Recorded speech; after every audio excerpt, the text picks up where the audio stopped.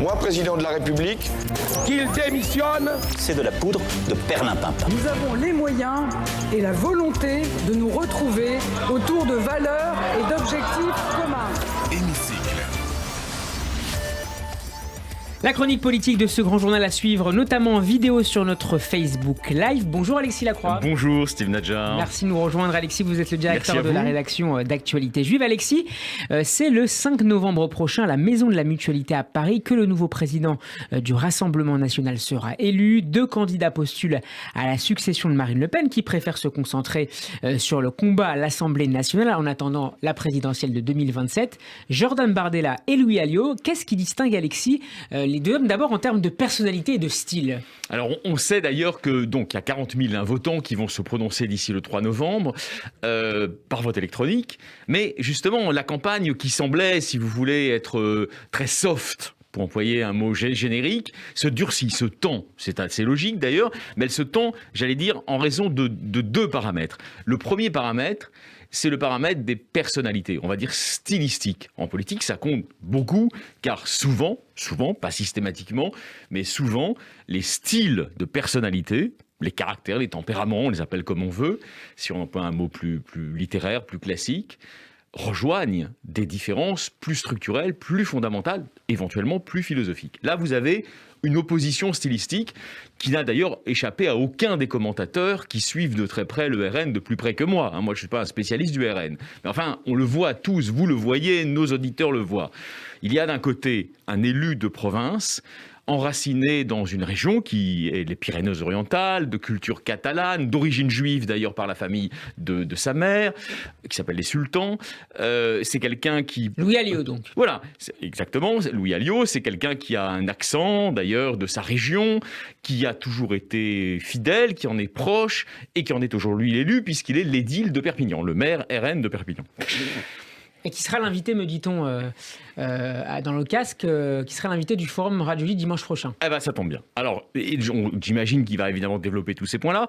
Il a fait sienne, vraiment, la réappropriation, dans le cadre de la stratégie de dédiabolisation, par Marine Le Pen, de, vous savez, cette dichotomie qui est due à un politologue qui s'appelle Jérôme Sainte-Marie, qui est un théoricien politique, entre le bloc élitaire et le bloc populaire. Autrement dit, que les vrais enjeux, c'est pas entre droite et gauche, selon eux, c'est entre le bloc populaire et le bloc élitaire. Et évidemment, dans ce cadre-là, avec son côté élu de province, patelin et très rond dans ses manières, etc., il se présente comme le meilleur candidat pour incarner justement ce bloc populaire, le RN étant au cœur du bloc populaire selon cette théorie. En face, vous avez un petit gars de la banlieue, et je ne le dis pas du tout de manière péjorative, mais qui a grandi en Seine-Saint-Denis, qui en parle d'ailleurs souvent, qui a connu par sa famille une certaine pauvreté. Enfin, on sent qu'il a été élevé à la dure par une mère divorcée, qui ne devait pas avoir beaucoup d'argent. Il a connu aussi un environnement en banlieue qui était un environnement sans doute assez pénalisant pour une ascension sociale. Et aujourd'hui, il est, alors l'inverse, si vous voulez, vraiment stylistiquement, c'est important de le camper. Il est l'inverse de Louis Alliot. Louis Alliot, il a quasiment un côté, nos auditeurs en seront d'accord, sénateur radical socialiste de la Troisième République. Vous voyez, il a de l'embonpoint, il a de la rondeur, il est assez souriant, etc. Jordan Bardella, c'est un peu l'inverse. Il est toujours tiré à 4 épingles, en costume, un peu raide, avec ce phrasé mitraillette qui fait un petit peu la singularité de ses interventions médiatiques. Et il est objectivement, alors en télé, si on juge d'après la télé, il est objectivement très bon et très efficace. C'est même une sorte de caterpillar idéologique de la télé. Alexis, qu'en est-il du clivage idéologique entre les deux hommes cette fois ? Mais je m'attardais 2 minutes en romancier de la politique, si vous voulez, sur ce clivage d'hommes qui me paraît important, mais qui est peut-être moins important que ce à quoi il renvoie en réalité. Et c'est pour ça que ça se tend. En fait, vous avez 2 interprétations en lice de la stratégie dite de dédiabolisation.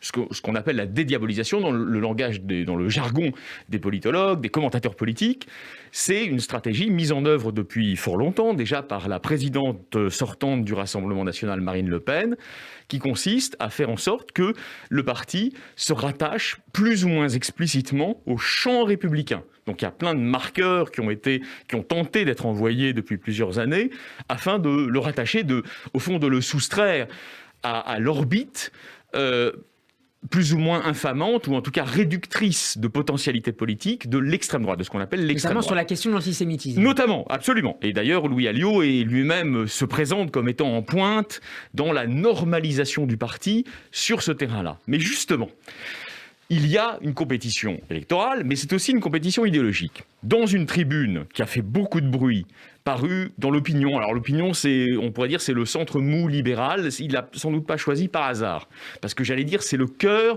du système oligarchique. Et donc, enfin, vous voyez, je le dis sans aucun mépris pour l'opinion, mais c'est le cœur du système oligarchique, c'est dirigé par Nicolas Bétou, qui est proche de Bernard Arnault, etc., etc. Et donc, s'exprimer dans les colonnes de l'opinion, pour lui, c'est un marqueur de normalisation. Or, que dit-il ? Il dit plusieurs choses. Il dit... Je crois que les Français ont condamné électoralement la ligne inquiétante portée par les adeptes les plus déterminés du grand remplacement. Et il ajoute, ce thème est d'une grande ambiguïté, il est une marotte qui transforme ses ambassadeurs en Sandrine Rousseau de droite. En réalité, en dépit des apparences, car tout cela, évidemment, est une guerre, donc on ne dévoile pas totalement ses batteries. Cela vise directement Jordan Bardella. Pourquoi ?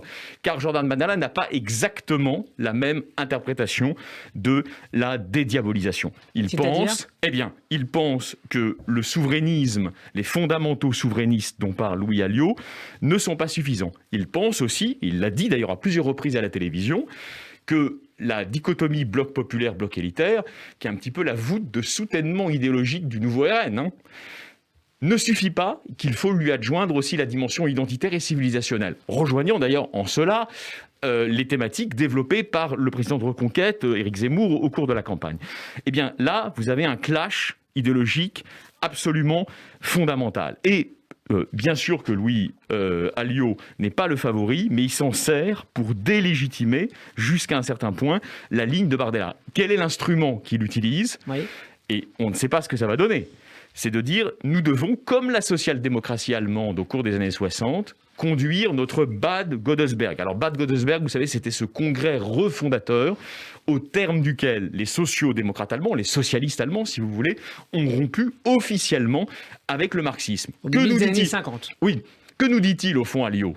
Je ne sais pas si c'est vrai, mais en tout cas, c'est politiquement intéressant. Il nous dit Bardella, en dépit du fait qu'il est le chouchou de Marine Le Pen, son héritier, son dauphin, tout ce que vous voulez, maintiendrait quelque chose du Jean-Marie Le Penisme dans la matrice du RN. Et donc, nous devons, contre cette tentation, assure Alliot, mener à bien notre Bad Godesberg, c'est-à-dire notre ultime normalisation. Tout ceci, vous avez compris Steve, c'est une querelle idéologique, mais qui dissimule aussi des stratégies d'accession au pouvoir. Alexis, dernière question réponse courte, puisqu'il nous reste 30 secondes avant le rappel des titres. Est-ce qu'il y a un risque face à ce clivage idéologique d'une fragilisation du Rassemblement national ? À l'évidence.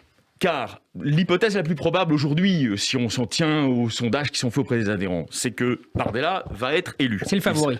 Il sera le président. Mais dans quelles circonstances ? Dans des circonstances où Louis Alliot va rester très proche. Et on dit, je ne suis pas spécialiste du RN, mais je vous livre l'hypothèse, que le clan dit d'Hénin-Beaumont, en fait historiquement autour de Marine Le Pen, dans le département du Pas-de-Calais, très hostile à Bardella, serait jusqu'à un certain point à l'origine de la ligne programmatique développée par la tribune de Louis Alliot dans l'opinion. Donc vous voyez bien qu'il y a des clans, il y a des luttes de clans, mais il y a aussi des luttes idéologiques, et on ne peut pas penser une seconde que celles-ci s'éteindront le jour où Bardella sera assis dans le fauteuil de président. Au contraire, elles risquent de continuer, et Marine Le Pen avait une grande légitimité pour rassembler. Bardella va devoir faire un grand travail, ça va être plus difficile. Merci beaucoup Alexis Lacroix d'avoir été avec nous. Je rappelle que vous êtes le directeur de la rédaction d'Actualité Juive. Demain, nous serons en compagnie de Laetitia Krupa. L'excellente Laetitia Krupa. Merci Alexis.